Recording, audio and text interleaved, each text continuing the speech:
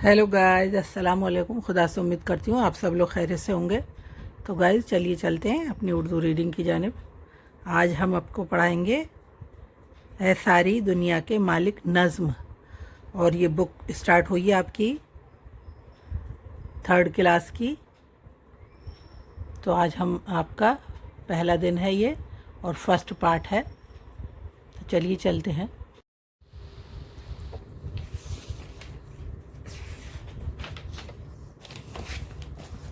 तो ये आपका पार्ट 1 सारी दुनिया के मालिक। तो ये जो है भाग 3 है बुक का। तो 3री क्लास की बुक है ये। तो ये पिरजा आज हम आपको ये पढ़ाना शुरू करेंगे। आपका फर्स्ट पार्ट है। तो यह है सारी दुनिया के मालिक। आज हम इसको आपको ये है नज़्म। नज़्म है पिरजा ओझल जगत जोत बसेरा बिप्ता बेड़ा। तो पिरजा किसको कहते हैं? यानी पिरजा कहते हैं पब्लिक को। ओझल आँख से ओझल होना या ना दिखना। जगत किसको कहते हैं? जगत है दुनिया जहाँ। जोत रोशनी। बसेरा घर, जैसे ये बसेरा या मतलब जैसे पक्षी घोंसला बनाते हैं वो भी बसेरा होता है। जैसे हम आप लोग सब रहते हैं तो ये भी हमारा बसेरा है। विपता दुख। बेड़ा मतलब बेड़ा पार लगाना। तो ये है। अब हम आपका शुरू करते हैं। ए सारी दुनिया के मालिक, राजा और प्रजा के मालिक, सबसे अनोखे सबसे निराले, आँख से ओझल दिल के उजाले, नाव जगत की खेने वाले, दुख में सहारा देने वाले, जोत है तेरी जल और थल में, बास है तेरी फूल और फल में, हर दिल में है तेरा बसेरा, तू पास और घर दूर है तेरा, तू है अकेलों का रखवाला, तू है अंधेरे घर का उजाला, बेआसों की आस तू ही है, जागते सोते पास तू ही है।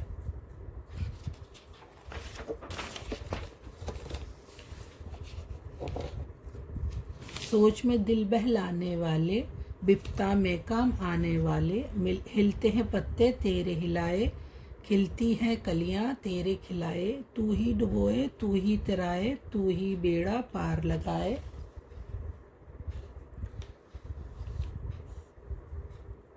इस नज़्म के शायर का नाम बताइए। तो इस नज़्म के शायर का नाम है ख्वाजा अल्ताफ़ हुसैन हाली। यह है ख्वाजा अल्ताफ़ हुसैन हाली की है ये नज़्म। और अल्फाज और मायने। पिरजा मुल्क की आम लोग, अनोखे अजीब, ओझल नज़र न आने वाला। ओझल नज़र न आने वाला जो अभी अब हमने आपको पीछे पढ़ाया। ओझल किसको कहते हैं? जो नज़र न आए उसको ओझल बोलते हैं। जगत दुनिया, खेने वाले पतवार से नाव चलाने वाले। यानी खेने वाले पतवार से नाव चलाने वाले। जो स्टिक सी होती है नाव, जैसे जिससे नाव को हम खेते हैं आगे लेके जाते हैं नाविक, तो उसको पतवार बोलते हैं। जोत रोशनी, जल पानी, थल खुशकी वाली ज़मीन, बास खुशबू, बसेरा रहने की जगह। तो ये आपको सब रटने हैं, याद करने हैं गाइस, और लिख कर देखने हैं आपको। ये सब तभी आपकी उर्दू आपसे मतलब प्रैक्टिस होगी तो आपको मतलब उर्दू समझ में आने लगेगी धीरे धीरे। रहने की जगह, बसेरा रहने की जगह या घर। बेआसों नाउम्मीद या उदास लोग, आस उम्मीद, विपता परेशानी या मुसीबत। अब ये सबक से बोलकर दिए गए अल्फाज को 2 बार बोलिए। राजा, दुख, सहारा, रखवाला, उजाला, कलियां, डुबोए, बेड़ा। जवाब दीजिए। राजा किसको कहते हैं? जो राजा किसको कहते हैं? जो प्रजा का मालिक होता है। दुख किसको कहते हैं? दुख कहते हैं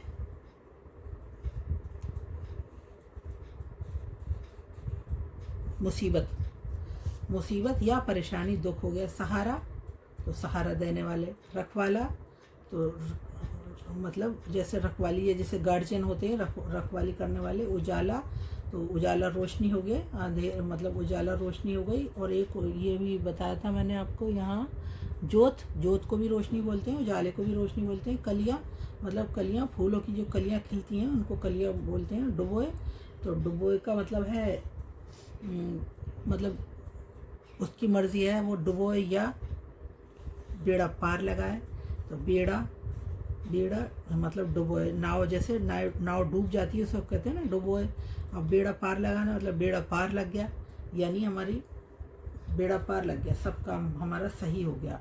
जवाब दीजिए। इस नज़्म के शायर का नाम बताइए। तो यह है ख्वाजा अल्ताफ़ हाली। अब आगे आपका ये शायर, शायर किससे मुखातिब है, यानी किससे बात कर रहा है। तो शायर खुदा से, खुदा से मुखातिब है। शायर किससे मुखातिब है, यानी किससे बात कर रहा है, तो ये खुदा से। इस दुनिया की हर शय को बनाने वाला कौन है, खुदा। तो ये हमारा खुदा हो गया, ये खुदा। और इस दुनिया की हर शय को बनाने वाला कौन है, खुदा। ये हमारा आंसर हो गया, ये हमारा आंसर हो गया खुदा। हमारी मुसीबत और परेशानी में कौन काम आता है, खुदा। ये भी आंसर हो गया हमारा। अब लिखकर बताइए। सही जवाब के सामने का निशान लगाइए। राजा और प्रजा के मालिक किसको कहा गया है, तो हैवान, इंसान या खुदा। तो खुदा को कहा गया। राजा और प्रजा के मालिक, राजा तो प्रजा का मालिक होता ही है, लेकिन राजा का भी मालिक कौन होता है, खुदा होता है। हम किसकी इबादत करते हैं, तो राजा की, अल्लाह की या सूरज की। तो हम अल्लाह की इबादत करते हैं, ये राइट हो गया हमारा। अल्लाह जैसा कोई दूसरा नहीं है, है, शायद है, नहीं है, सॉरी गाइज, अल्लाह जैसा कोई दूसरा नहीं है। जिस नज़्म में, अब ये हमारे ये सब रॉन्ग हैं, ये भी रॉन्ग है, ये भी रॉन्ग है, ये भी रॉन्ग है। अल्लाह जैसा कोई दूसरा नहीं है, ये भी रॉन्ग है। जिस नज़्म में खुदा की तारीफ़ हो उसको कहते हैं गज़ल, रुबाई, हमद। तो हमद कहते हैं। तो ये हो गया हमारा। अल्लाह की सिवा कोई लायक नहीं है इबारत के, बिसारत के, इबादत के। तो ये इबादत के, अल्लाह की इबादत के अलावा और किसी की इबादत नहीं करनी चाहिए, अल्लाह की ही इबादत करनी चाहिए। तो अल्लाह के सिवा कोई लायक नहीं है इबादत की। दिए गए सवालात के जवाब लिखिए। कायनात में जो कुछ हमें नज़र आता है उसको बनाने वाला कौन है, तो ये है खुदा। खुदा ने बनाई है कायनात। आँख से ओझल होने पर भी हमारे दिल में कौन रहता है, खुदा। खुदा रहता है। किसके हुक्म से दिन रात और मौसम बदलते हैं, खुदा की। कायनात में जो कुछ हमें नज़र आता है उसको बनाने वाला कौन है, तो खुदा है। उसको बनाने वाला खुदा है। आँख से ओझल होने पर हमारे दिल में कौन रहता है, खुदा रहता है।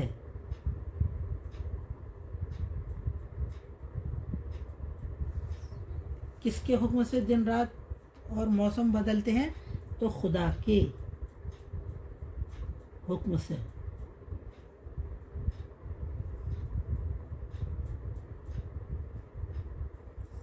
मौसम बदलते हैं।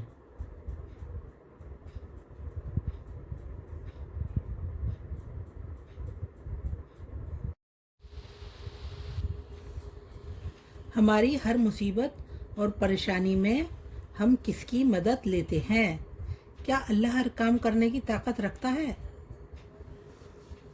तो हमारी हर मुसीबत और परेशानी में हम किसकी मदद लेते हैं, तो हम अल्लाह की मदद लेते हैं।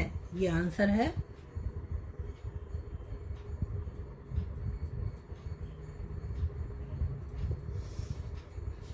क्या अल्लाह हर काम करने की ताकत रखता है? जी, अल्लाह हर काम को करने की ताकत रखता है।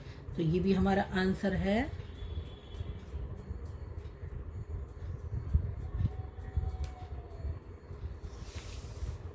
खाली जगह पर पुर कीजिए। पुर मीन्स मतलब भरिए। खाली जगह पुर कीजिए। कादिर, शरीक, शुक्र, अकेला, खुदा। दुनिया की हर चीज़ किसने बनाई? दुनिया की हर चीज़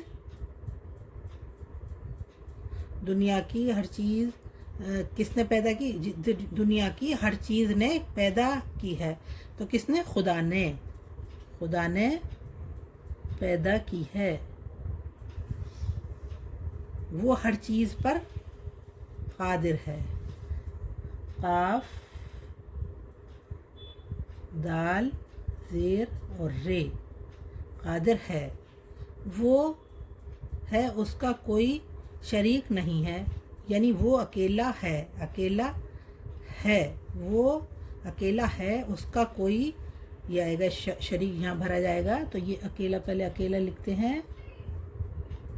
वो अकेला है, उसका कोई शरीक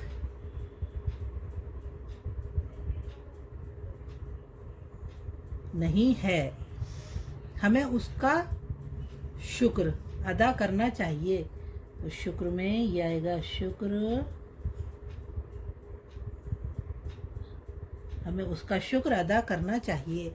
अल्फाज को तोड़कर लिखिए। मिसाल कलियाँ, तो यह है काफ, लाम, छोटी ई, अलिफ और नून गुन्ना। तो ये सब मिला के क्या हो जाएगा? कलियाँ। अब ओझल, तो ओझल को हम अलग अलग करते हैं। तो अलिफ और ये वाव और ये जीम आ गया आपका, और ये आ गई दो चश्मी हे, और ये लाम आ गई। ये हो गया ओझल। मालिक, तो ये मीम आ गई यहाँ, और अलिफ आ गया, फिर ये लाम आ गई, फिर ज़ेर आएगा, फिर काफ आएगा। लाम के नीचे ज़ेर आएगा, ये मालिक। ऐसे ही खेते, तो खेते में काफ आएगा, और फिर आएगा ये दो चश्मी है, खे हो गया। फिर बढ़िए, फिर ते आएगा आपका गाइस, फिर बढ़िए खेते। उजाला, तो ये अलिफ पेश ऊ, और ये जीम हो जाएगा, फिर अलिफ आ जाएगा, फिर लाम आ जाएगा आपका गाइस, लाम, फिर अलिफ। ये हो जाएगा उजाला, मिलकर उजाला। रोशनी, तो ये आएगा आपका रे, वाव और ये शीन, वाव शीन, फिर नून, फिर छोटी ई, रोशनी। अब उलट मायने वाले यानी ज़िद अल्फाज आपस में मिलाइए। तो जल का क्या हो जाएगा? ये थल, तो ये हम इसको कर देंगे यहाँ। राजा का पिरजा, तो ये यहाँ मिलाएंगे। ये खिलाए, तो मुरझाए, मुरझाए पे खिलाए लगाएंगे। उलट यहाँ इसके उजाले, तो अंधेरे, ये जाएगा इधर। डुबोए, तिराए, यहाँ पे आ जाएगा ये दुख सुख, तो ये यहाँ आ जाएगा। तो ये आपका कंप्लीट हो गया गाइस। ऐसे ही आपको प्रैक्टिस करनी है, लिख कर देखना है। बच्चों, हम्द के मायने हैं खुदा की तारीफ़ करना और उसकी दी हुई नेमतों का शुक्र अदा करना। खुदा की बनाई हुई कुछ चीज़ों की तस्वीर को अपनी क्लास में लगाएं, जैसे सूरज, चाँद, तारे, पहाड़, नदियाँ, बादल, पेड़ पौधे, फल फूल, जानवर वगैरह। तो ये हम कल पढ़ाएंगे और आपका ये कंप्लीट हो गया। इसी के साथ मैं अपनी वीडियो का एंड करती हूँ। तब तक के लिए गाइस, खुदा हाफिज़।